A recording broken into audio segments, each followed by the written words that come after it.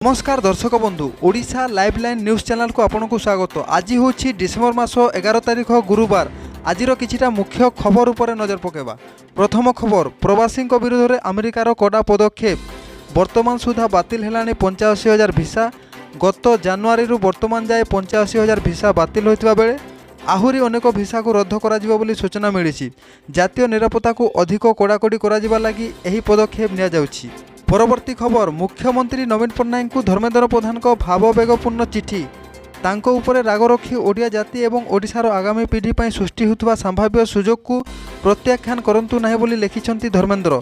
खूब शीघ्र मुख्यमंत्री नवीन पट्टनायक को व्यक्तिगत भाव साक्षात पाई समय देवाकू से अनुरोध करिसंती। परवर्ती खबर, छत्तीसगढ़ में माओ हिंसा। विस्फोरण में उड़ाइले रेल ट्राक और मालवाही ट्रेन। मातिले माओवादी। छत्तीसगढ़ जगदलपुर में माओ हिंसा। विस्फोरण में उड़ाइले रेल ट्राक और मालवाही ट्रेन। भांसी और माकुलरू रेलवे स्टेशन में एहीपरी विस्फोरण घटाई माओवादी। रेल ट्राक उड़ाइबा फल 3टी इंजिन और 24टी बगी लाइनच्युत होइछि। घटनास्थल में माओवादी माने पोस्टर छाड़ी जाइछंती। परवर्ती खबर, केंद्र सरकार को आयुष्मान भारत योजना को मेडिकल संघर प्रत्याख्यान। आयुष्मान भारत योजन पैकेज दर को प्रत्याख्यान करिछि भारतीय मेडिकल संघ। नवा दिल्ली में अनुष्ठित जरूरीकालीन बैठक में यह निष्पत्ति निया जाइछि। आयुष्मान भारत योजना पर केंद्र सरकार धार्य करिथिबा दर में चिकित्सा करने संभव नुहे बोली आईएमए कहिछि। योजना पर धार्य दर दुर्नीति बढ़ाइबा सह चिकित्सार मान उपर प्रभाव पकाइबा। परवर्ती खबर, यूनेस्को तालिकार स्थान पाइला दीपावली। यूनेस्को अमूल्य सांस्कृतिक ऐतिह्य तालिका स्थान पाइला दीपावली। सूचना देले प्रधानमंत्री नरेंद्र मोदी। दीपावली आम संस्कृति एवं नीति सहित घनिष्ठ भाव में जड़ित। यह आम सभ्यतार आत्मा, आलोक और धार्मिकता को प्रतिपादित करे।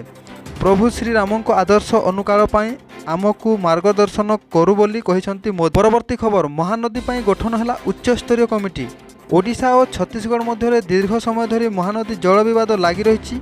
तेबे महानदी जल विवाद पाई उपमुख्यमंत्री के सिंहदेव अध्यक्षतार गठन है उच्चस्तरीय कमिटी। मुख्यमंत्री मोहन माझी निर्देश में 7 जणिया कमिटी गठन। राज्य सरकार को जल संपद विभाग द्वारा महानदी जल विवाद ट्रिब्यूनाल सम्मुख में चलुथिबा आलोचना और प्रतिक्रिया गुड़ी को दृष्टि रखी एवं महानदी जल विषय जटिलता और भावप्रवणतार गुरुत्व दे सरकार उपमुख्यमंत्री कनकवर्धन सिंहदेव अध्यक्षतार एक उच्चस्तरीय कमिटी गठन करिसंती। परवर्ती खबर, खसुची पारद थरुची कंधमाल। राज्य में धीरे धीरे वृद्धि पाउछि शीतलहरी। एहारी मध्य कंधमाल में हाड़भंगा शीत अनुभूत। पारद दिनकू दिन खसुथिबा बेले कंधमाल में थराइलाणी शीत। संध्या हेले लोकंकु घरु बाहरिबाकू लागुछि डर। कंबल घोड़ाई होई निया। परवर्ती खबर, आंदोलन हटिले प्राथमिक शिक्षक। 7 दिन दाबी। गांधी मार्ग रे आंदोलन बसिथिबा प्राथमिक शिक्षक आंदोलन हटिछंती। एकाम्बर विधायक बाबू सिंह और पूर्वतन केंद्रमंत्री विश्वेश्वर टुटुंको सह आलोचना पर सेमाने आंदोलन ओहरिवाकू निष्पत्ति नेछंती। परवर्ती खबर, सरकारी कर्मचारी को बड़ झटका। नवा वर्ष में सरकारी कर्मचारी को शक्त झटका। 1,20,00,000 केंद्र सरकारी कर्मचारी एवं पेंशन भोगी को सामान्य दरमा वृद्धि सह काम करने को पड़िपारे। कारण चलित वर्ष महंगा भत्ता डीए एवं महंगा रिलीफ डीआर रे मात्र 2% वृद्धि आशा करा जाउछि। एहा डीए 58% रु प्राय 60% को वृद्धि करिवो। परवर्ती खबर, कटनी छटनी को सरकारी मोहर। धान संग्रह प्रक्रिया रे कटनी छटनी नुआ कथा नुहे।